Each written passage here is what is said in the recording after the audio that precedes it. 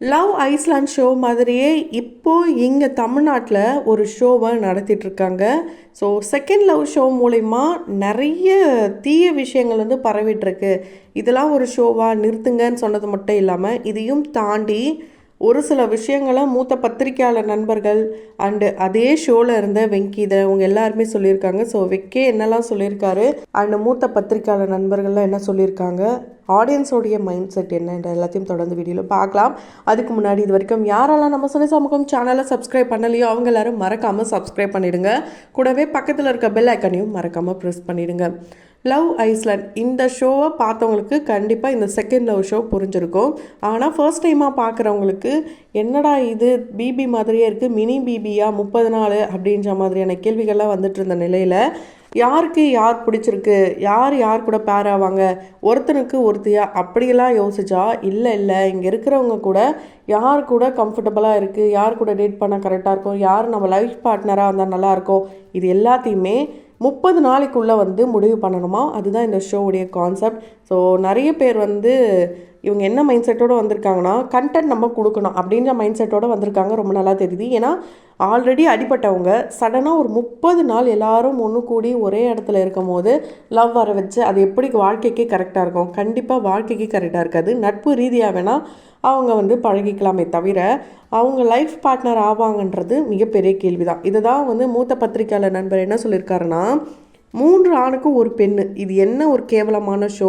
பாலியல் தொழில் வந்து ஆரம்ப காலகட்டத்தில் மும்பை, கொல்கத்தா, டெல்லி இது போல் இடங்களில் நடந்துட்டு இருந்தது.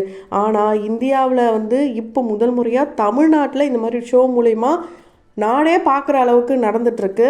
ஸோ இந்த மாதிரியான தொழிலுக்கு அடித்தளம் போடுற மாதிரி தான் இருக்குது. இந்த மாதிரிலாம் பண்ணக்கூடாது அப்படின்ற மாதிரி சொல்லியிருந்தாங்க. அண்டு முக்கோண காதல் பற்றிலாம் இங்கே வெக்கையெல்லாம் பேசியிருந்தார் மோனிகா அண்டு பிரியங்கா.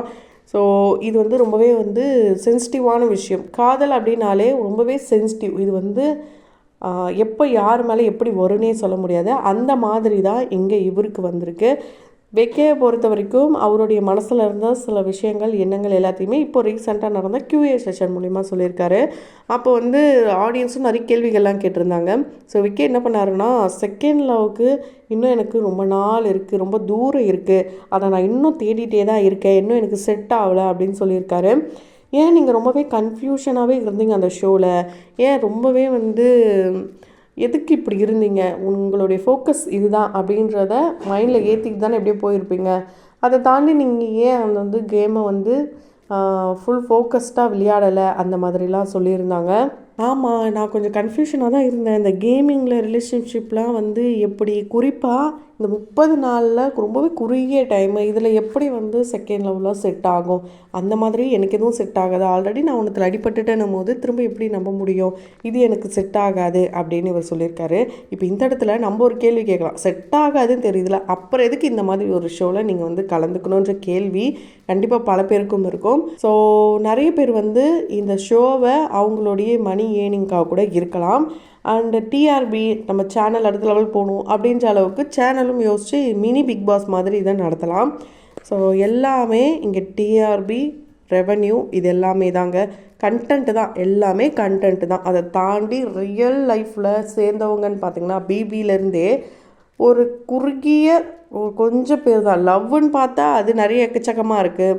2 பேர் வந்து ரியல் லைஃப்லேயும் சேர்ந்துருக்காங்க. அந்த பேருக்காக எல்லோரும் ரொம்ப ஈகராக வெயிட் பண்ணிகிட்டு இருந்தாங்கன்னு கூட சொல்லலாம், அந்த அளவுக்கு இருந்தது. அண்டு வெக்கே அண்டு பிரியங்கா இவங்க பேரே வந்து க்யூட்டாக இருந்தது. எதுக்கு நீங்கள் பிரியங்காவே ஓகே பண்ணியிருக்கலாமே அப்படின்னு கேட்கும்போது, அதெல்லாம் எனக்கு செட் ஆகாது, எனக்கும் வந்து இது வந்து நான் யோசித்தேன், வெளியே வந்ததுக்கப்புறம் யோசித்தேன், ஆமாம்ல க்யூட்டாக தான் இருந்ததில்ல அப்படின்னு யோசித்தேன், இருந்தாலும் அப்கமிங்கான எபிசோடில் என்னெல்லாம் நடந்திருக்குன்னு நீங்கள் பார்த்து சொல்லுங்கள் அப்படின்ற மாதிரி அவர் மக்கள்கிட்டயே கேள்வி கேட்டிருக்காரு. அண்டு இவரை பற்றி பின்னாடி பேசினதெல்லாம் இவர் வந்து வெளியே வந்து பார்த்தப்போ ரொம்ப ஹர்ட் ஆகிடுச்சாம். அவர் நினச்சி கூட பார்க்கல, ரொம்ப ஷாக் ஆகிட்டாராம். ஸோ எல்லாருக்குமே தெரியும், முன்னாடி ஒன்று பின்னாடி ஒன்று நம்மளோட நிஜ வாழ்க்கையிலேயே பேசிகிட்டு இருக்காங்க. இதில் கேமராலாம் ஃபிட் பண்ணி பேசினா நமக்கு தெரியாமலையா இருக்க போகுது. நீங்கள் முதுகுக்கு பின்னாடி பேசுகிறவங்க தான் அதிகம், மூஞ்சுக்கு முன்னாடி பேசுகிறவங்க எல்லாமே ரியல் லைஃப்பில் ரொம்ப ரொம்ப கம்மி தான். ஸோ இங்கே ஷோவை பொறுத்த வரைக்கும் அதே தான் நடந்திருக்கு. அதனால் ஷாக் ஆகிறதுக்கெலாம் ஒன்றும் கிடையாதுன்ற மாதிரி தான் இருக்குது. ஏன் இங்கே ஒர்க் அவுட் ஆகலை அப்படின்ற மாதிரி கேட்டிருந்தாங்க. குறிப்பாக மோனிஷா கிட்ட. ஏன்னா மோனிஷா அண்ட் விக்கி தான் ஆரம்பத்துலேருந்து பெஸ்ட் கப்புள்ன்ற மாதிரியான பேர்லாம் வாங்கிட்டு இருந்தாங்க. ஆனால் ஏன் அப்படின்னா அவருக்கு வந்து அதான் ஒரு கிளாரிட்டி இல்லை அப்படின்ற மாதிரி இருந்தார். ஸோ சிந்தூரியை வந்து ஒரு ஃப்ரெண்டாக எடுத்துக்கிட்டாராம். லெட்டர் எழுதுகிற டாஸ்கில் சிந்தூரிக்கு ஏன் அவர் எழுதினாருன்றது விளக்கத்தும் கொடுத்துருக்காரு. ஸோ சிந்தூரியை பொறுத்த வரைக்கும் எனக்கு ஒரு நல்ல தோழியாக அவங்க இருப்பாங்கன்னு நான் நம்பினேன். அவங்கக்கிட்டேருந்து ஒரு நல்ல மெமரிஸை நான் கலெக்ட் பண்ணணும்னு நினச்சேன். அதனால தான் அவங்களுக்கு நான் லெட்டர் எழுதினேன். மற்றபடி வேறு எதுவும் கிடையாது. நான் வெளியே வந்துட்டல, இப்போது அவங்கக்கிட்ட ஒரு நல்ல ஃப்ரெண்ட்ஷிப்போட பழகுவேன்ற மாதிரி பேசியிருந்தாங்க. ஸோ உண்மையாலே இந்த ஷோ முழுக்க முழுக்க எப்படிப்பட்ட ஷோ நமக்கு தெரியும். அண்டு ஷோ வந்து டெய்லி போட்டுட்டு இருந்த தாண்டி இப்போ சண்டேன்ற மாதிரி டெலிகாஸ்ட் பண்ண ஆரம்பிச்சிட்டாங்க. அண்டு இவர் பிக் பாஸ் வீட்டுக்குள்ளே போவாரான்னு கேள்வி கேட்டிங்கன்னா கண்டிப்பாக வாய்ப்பு இருக்குது அப்படின்றத அவரே சொல்லியிருக்காரு. கூப்பிட்டாங்கன்னா போவேன்னு சொல்லியிருக்காரு. ஏன்னா பிக் பாஸ் ஷோவில் பார்த்தா நிறைய பேர் சிடபிள்யூசியில் வந்திருக்காங்க. ஆனால் இப்போ பார்த்தீங்கன்னா செகண்ட் லவ் ஷோவில் இருக்கிறவங்க பிபிக்கு போகிறாங்க. கண்டிப்பாக கண்டென்ட் வந்து இதை விட வித்தியாசமாக இருக்க போதா. ஏன்னா இங்கே பார்த்திங்கன்னா லவ் கான்செப்ட் மட்டும்தான். ஆனால் அங்கே அப்படி கிடையாது.